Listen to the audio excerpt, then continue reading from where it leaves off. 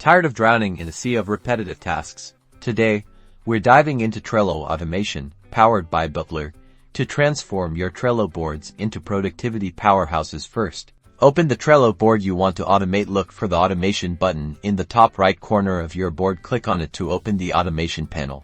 Here, you'll find several automation options: rules, buttons, scheduled commands, and email reports. Let's start with rules. Click on rules and then create rule. Rules are triggered by specific events on your board.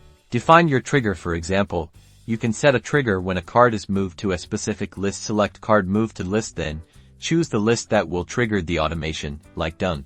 Now, define the action that will happen when the trigger occurs. For instance, you can set a due date when a card enters the done list. Click the plus icon to add an action. Select set due date and set a due date that triggers when the card enters the done list. Then click Add.